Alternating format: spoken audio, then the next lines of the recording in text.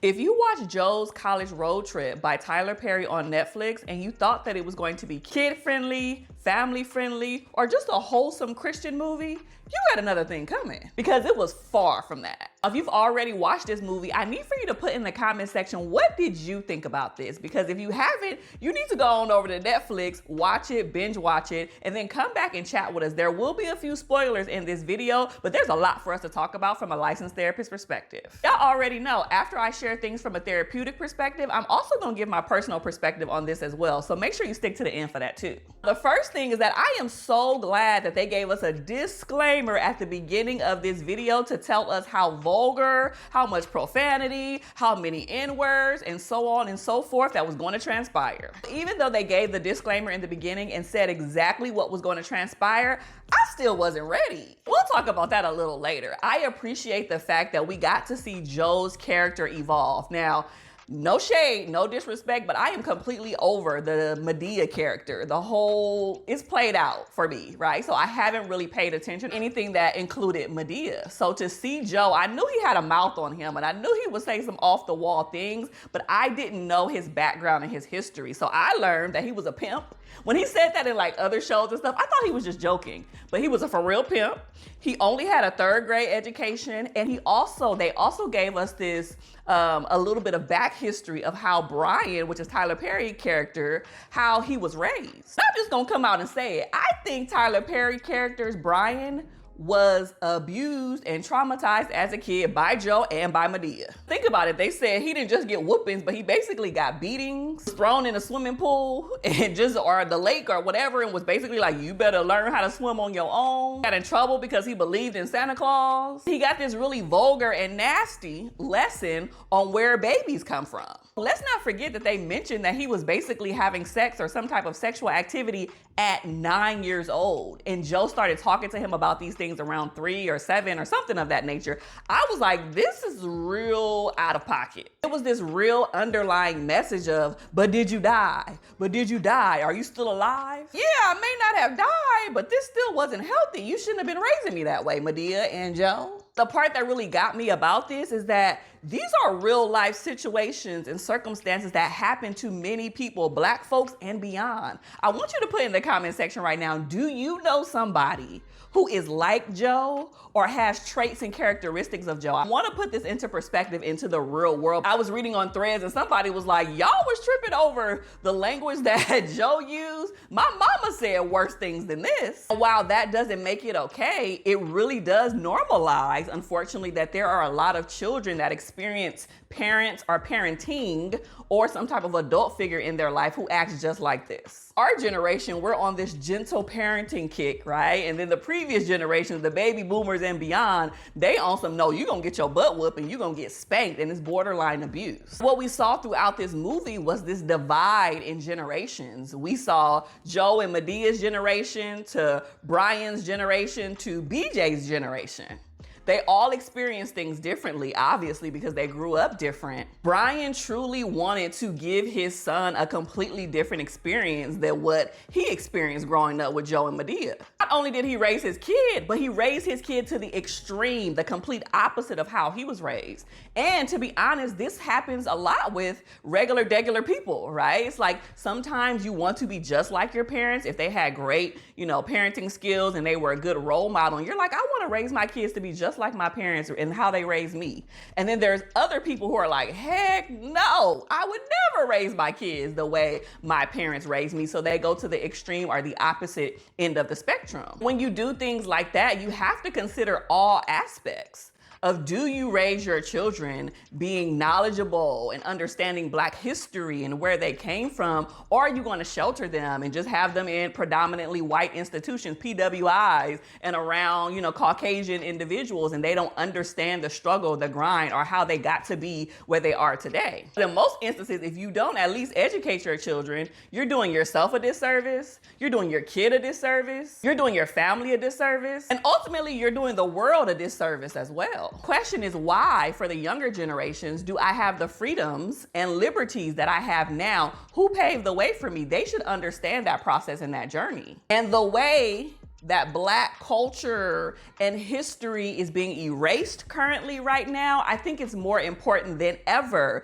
that we continue to share this knowledge and this information so it doesn't get lost in generations and in translation. Without period, kids need to know where they came from as much as possible. And even though Joe had a very raunchy way of doing this, he really did try his best to give BJ lessons on landmarks and history and experiences. How the heck you get to stay in the room of MLK at the hotel? Like, that was crazy. And even in all of this shenanigans that happened on this road trip, there was a really powerful moment that I don't want us to overskip. Before we get into that, it has come to my attention that only about 4 to 5% of you guys who watch my videos are subscribed to my channel. That means y'all will like and y'all will comment and watch all of my content, but you don't fully subscribe. So go ahead and do that for me right now. Help your girl out. Hit the subscribe button and hit the notification button as well. But let's get back to what I was about to say. It was this really dope moment that BJ and Joe had in the car when they were on the road trip. Joe basically said, I ain't gonna ever repeat this, and don't tell your daddy I said this to you, but I'm very proud of him. I'm very proud of you as well. Always want your children to be better than you and have more than you. And obviously Brian had that, and he got to experience and give BJ more information about that as well. It was like this real cute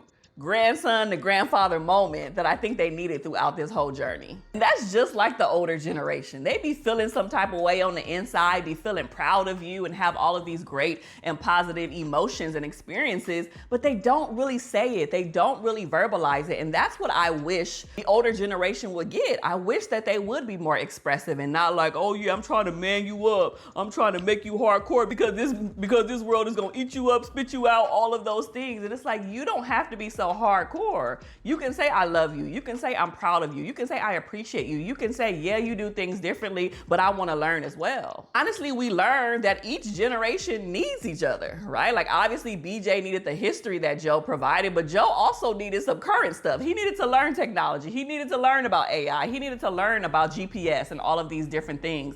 And I think that that was a beautiful moment for them to kind of meet in the middle. My final thoughts on this, and also my personal perspective, is that I think this movie should spark a conversation for parents who may have sheltered their kids a little bit, or who may not be more open about the things that they need to talk to their children about, whether it is about Black history or it is about other things like sex and intimacy and all of those things. Let's have the conversation now. You don't want your kid to be exposed to something outside of you because they may get misinformation. Ryan was straight up wrong telling BJ that Joe was about to die from colon cancer or whatever. Like, why did he have to go to that extreme? Like, that was ridiculous. The part that I did not like, okay, was the whole brothel, whorehouse situation. I don't even think that really needed to be included. I think there was a way for Tyler Perry to express that BJ has never had a girlfriend, he hasn't had any sexual experiences, and they could have done that in a different, unique way instead of having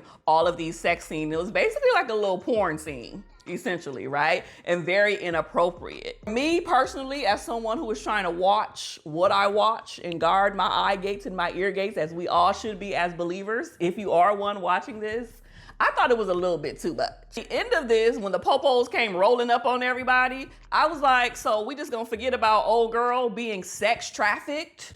Like, yeah, the people who did this to her probably went to jail or whatever, but y'all just let her go on this road trip with Joe and BJ, and nobody is going to like go and get her and make sure she's safe and she's okay. Y'all just, like, nothing was done off of that. And I thought that that was real raggedy. I'm not gonna hold you. There were so many moments that I thought were funny, were actually hilarious. I laughed a whole bunch of times through this. I was like, this is crazy. Like, this is wild. So it did have a lot of hilarious and funny moments, even though there was a lot of profanity, vulgar language, experiences, and scenes that were like, woo, this is a lot. Not gonna hold you. I like the storyline. If you take out all of the other excess ridiculousness, a father wanting better for his children and allowing his child to go on a road trip with his grandfather to see the United States of America and basically get an impromptu Black history lesson along the way and have photos and evidence of that so they can bond. That storyline is pretty dope. And the fact that Tyler Perry released this in Black History Month on Netflix, Come on, we gotta give credit for that, right? No matter how you feel about Tyler Perry, let's give credit where credit is due. Yes, I was not anticipating things to be this way in this movie. I thought that it was a lot going on here and I didn't expect it to be this, over the top. I still think that it was a fairly good movie. I would give it like a 6.5 or 7-ish because it wasn't a bad movie overall. It was just some unexpected things transpired that I wasn't ready for.